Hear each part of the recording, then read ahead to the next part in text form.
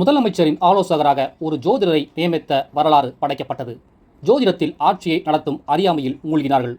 விஜயின் ஜோதிடரான ராதன் பண்டிட் அரசியல் பிரிவு சிறப்பு அதிகாரியானார். அரசு பணத்தில் ஜோதிடருக்கு பதவியா? அரசாங்கத்தை நடத்த ஜோதிடமா? மக்களின் வரிப்பணத்தில் அறிவியலுக்கு புறம்பான செயலா என்றெல்லாம் எதிர்ப்புகள் வலுத்ததும் நியமனத்தை ரத்து செய்தார்கள். இந்த சயின்ஸ் உலகத்துல கம்ப்யூட்டர் காலத்துல இந்த ஜோஷியெல்லாம் நம்பின்னு இருப்பேன். நீட் தேர்வுக்கு எதிராக பாடகர் திருக்குறள் அறிவு கோட்டைக்கு முன்பு உரிமை குரல் எழுப்பினார். போலீஸ் அவரை பிடித்து இழுத்து கைது செய்தது. விர்ச்சுவல் வாரியர்ஸ் துணையோடு சென்னையில் இருந்து கொண்டே டெல்லியில் இருக்கும் பணம் வாங்சுக்கை சந்திக்கும் வல்லமை படைத்த மாயாவியான விஜயால் தாவேக்காவின் கொள்கை பாடலை எழுதிய திருக்குறள் அறிவை சந்திக்க முடியாதா? அண்ணா ஹசாரே நடத்திய டெல்லி போராட்டத்தில் 2011 பங்கெடுத்த விஜய் நீட் தேர்வுக்கு எதிராக இளைஞர்கள் நடத்திய போராட்டத்திற்கு டெல்லிக்கு செல்லவில்லை. நீட் தேர்வால் தற்கொலை செய்து கொண்ட அனிதா வீட்டிற்கு போன விஜய்க்கு அதே நீட் தேர்வுக்கு எதிராக சாகும் வரை உண்ணாவிரதம் இருக்கும் சோனம் சுக்வை சந்திக்க நேரமில்லை. டெல்லி போலீஸ் நடத்திய தடியடியை கூட கண்டிக்கவில்லை. அன்றைக்கு அண்ணா ஹசாரே போராட்டத்திற்கு உறுதுணையாக நிற்போம் என்றவர் இன்றைக்கு பதுங்கிக் கொண்டார். திருவாரூர் அரசு மருத்துவக் கல்லூரி மருத்துவமனை பிணவரையில் வைக்கப்பட்டிருந்த கோவிந்தராஜனின் சடலத்தின் கை, கால், முகம் உள்ளிட்ட இடங்களை எலிகள் கடித்து குதறின. ஜனநாயகன் ரிலீஸ் ஆன அன்று திருச்சி அரசு மருத்துவமனையில் எலும்பு முறிவுக்காக சிகிச்சை பெற்று வந்த மூதாட்டி தமிழ் கொடியின் கால் விரலை எலி கடித்து குதறியது. அறுவை சிகிச்சை முடிந்து சிகிச்சைக்கு பிந்தைய கண்காணிப்பு வார்டில் இருந்த தமிழ் கொடியின் கால் பெருவிரலை எலி கடித்து தின்றது.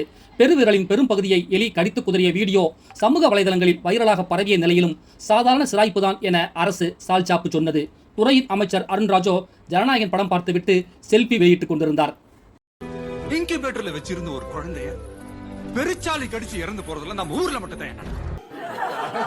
ஜனநாயகன் ரிலீஸ் கொண்டாட்டம் அமைச்சரவை அழுகாட்சி காவியமானது.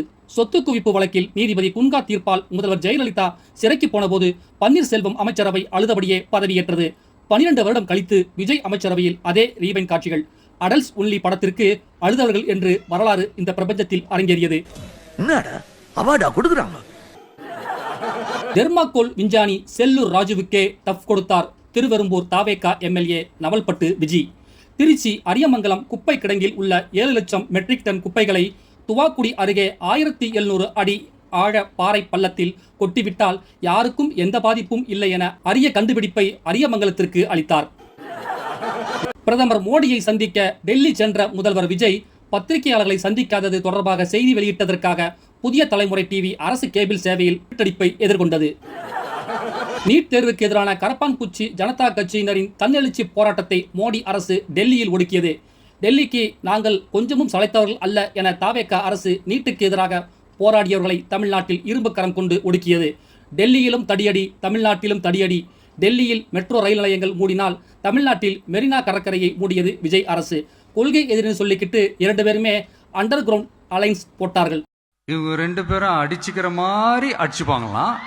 அதை நாங்க நம்பணுமா? மாற்றுத்திறனாளி வியாபாரி சபரிவர்மன் நாகர்கோவில் சிறையில் அடித்துக் கொல்லப்பட்டார். குட்கா வைத்திருந்ததாக கூறி கைது செய்யப்பட்ட சபரிவர்மனுக்கு சட்ட ரீதியாக தண்டனை பெற்றுத் தருவதற்கு பதிலாக அநியாயமாக உயிரை பறித்தார்கள்.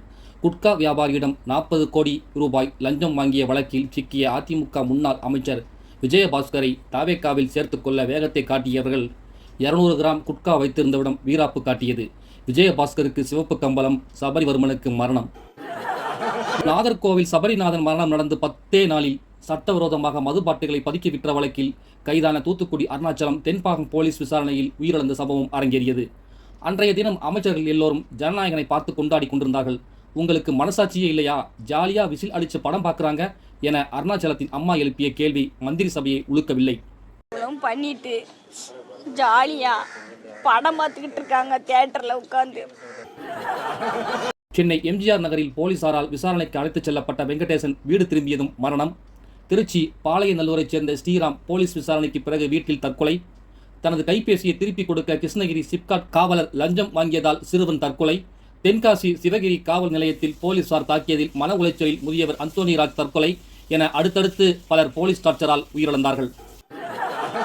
நீட்டுக்கு எதிரான டெல்லி போராட்டத்தில் வாய்ப்பேச முடியாத மாற்றுத்திறனாளி மாணவி ஒருவர் சைகை மொழியில் பேசும் வீடியோ வைரலானது. வாய்ப்பேச முடியாத பெண் கூட மௌன மொழியில் நீட்டை எதிர்த்தார். ஆனால் தமிழ்நாட்டின் முதல்வர் டெல்லி போராட்டம் பற்றி வாய் திறக்கவில்லை. வாய் மூடி மௌனம் காத்ததை நாடே. கோவை சிறுமி பாலியல் வன்கொடுமையில் கொல்லப்பட்ட விஷயத்தை செய்தியாளர்கள் கேட்டபோது அட்மினிஸ்ட்ரேட்டிவ் ரிலேட்டடை பேசுவோம், பொலிட்டிக்கல் ரிலேட்டட் வேணாம் என்றார் அமைச்சர் கீர்த்தனா. கொலைக்கு நீதி கேட்பது பொலிட்டிக்கல் இல்லை, அட்மினிஸ்ட்ரேட்டிவ் கீழ் வரும் என்பது கூட தெரியாமல் மங்குனி மந்திரியாக சிரித்தார் கீர்த்தனா. தொழில்துறை அமைச்சர் கீர்த்தனாவின் ரீல்ஸ் வெறிக்கு குழந்தைகளின் சுயமரியாதை சிதைக்கப்பட்டது. சிவகாசி அரசு பள்ளியில் ஆய்வு செய்தபோது மாணவியிடம் ஆங்கிலத்தில் கேள்வி கேட்டு வெளியிட்ட ரீல்ஸ் கண்டம் தாண்டி கண்டனத்தை கிளப்பியது. ஆங்கிலத்தில் சரளமாக பேச முடியாத மாணவியை கேமரா முன்னிலையில் கீர்த்தனா கேள்விகள் கேட்டு திணறடித்தார். விஜய் அரசு அமைந்த பிறகு பல்வேறு பிரச்சனைகளில் நடவடிக்கை எடுக்கவில்லை என சொல்லி தலைமைச் செயலக வளாகத்தில் தொடர்ந்து தற்கொலை முயற்சிகள் நடைபெற்றன. ஒரே மாதத்தில் 3 தற்கொலை முயற்சிகள் அரங்கேறின.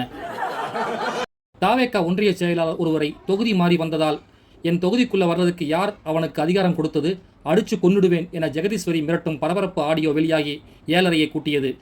ஆடியோவை வெளியிட்டதற்காக ராஜகுரு என்பவரை கட்சியை விட்டே நீக்கினார்கள். ஆனால் ஜெகதீஸ்வரி மாண்புமிகுவாகவே தொடர்ந்தார். ஒண்ணுமே செய்ய மாட்டேன், தூக்கி வச்சு சட்டியோட வச்சு அடிச்சு கொன்னு வெளியே எடுத்துருவேன். காவிரி நீரை தர மறுத்த கர்நாடகா, மேகதாது அணை போன்ற உயிர்நாடி பிரச்சனைகளில் கூட செய்தியாளர்களுக்கு பதில் சொல்லாமல் ஓடினார் நீர்வளத்துறை அமைச்சர் புஷி ஆனந்த். நீட்டு மட்டும் தான் உலகமா? பர்டிகுலரா ஒரே ஒரு படிப்புல மட்டும் நம்ம அச்சீவ் பண்ணியே ஆகணும் அப்படின்னு நினைக்கிறது ஒன்றும் சாதனை கிடையாது. நீட் மட்டும்தான் உலகமா என்று முன்பு கேள்வி எழுப்பினார் விஜய். அதை வழிமொழிந்தார் அமைச்சர் நிர்மல்குமார். டாக்டராக முடியாவிட்டால் கார்பெண்டர், பிளம்பிங் வேலைக்கு டிமாண்ட் இருக்கு என வலதுசாரி தத்துவத்தை முழங்கினார். கருணாநிதி, எம்ஜிஆர், ஜெயலலிதா, ஸ்டாலின், எடப்பாடி என முதல்வர்கள் ஆட்சி செய்த அறை விஜய்க்கு மட்டும் ஏனோ போதவில்லையாம். வாஸ்துவா, ஜோதிடமா தெரியவில்லை, புதிய கட்டடத்துக்கு குடிபுக வேலைகள் நடக்கிறது. அமைச்சர்கள் கீர்த்தனாவுக்கும் ஜெகதீஸ்வரிக்கும் நடந்த பனிப்போர் பஞ்சாயத்து வரை வந்து நின்றது. விருதுநகர் அரசு விழாவில் கீர்த்தனாவின் பெயர் முதலிலும் ஜெகதீஸ்வரியின் பெயர் இரண்டாவதாகவும் அச்சிடப்பட்டிருந்தது. எனது துறை நிகழ்ச்சிக்கு கீர்த்தனாவுக்கு அடுத்து எனது பெயரா, முதலில் என் பெயரை ஏன் போடவில்லை என கலெக்டரிடமே சண்டை போட்டார் ஜெகதீஸ்வரி. எத்தனை பேர் வெள்ளை அறிக்கை ரிலீஸ் செய்தார்கள் என புதுக்கதை ஒன்றை எழுதினார் அமைச்சர் கீர்த்தனா. சொன்ன அந்த white paper transparent government it's gonna happen now. அதை மக்கள் இப்ப பார்க்க போறாங்க. எத்தனை பேர் ஒயிட் பேப்பர் ரிலீஸ் பண்ணாங்க? நிதிநிலை தொடர்பாக தமிழ்நாடு சட்டமன்ற வரலாற்றில் அதற்கு முன்பு 2001ஆம் ஆண்டிலும் 2021ஆம் வருடமும் என 2 முறை வெள்ளை அறிக்கை வைக்கப்பட்டிருக்கிற விவரம் கூட தெரியாமல் உளறி கொட்டினார். தேர்தலில் வெற்றி பெற்றதற்கான சான்றிதழை வீட்டிலேயே வைத்துவிட்டு சட்டசபைக்கு கைவீசி வந்தார் அமைச்சர் கீர்த்தனா. எம்எல்ஏ பதவியேற்பதற்காக வந்த நேரத்தில் சான்றிதழை கேட்டபோது திரு என முழித்தார்.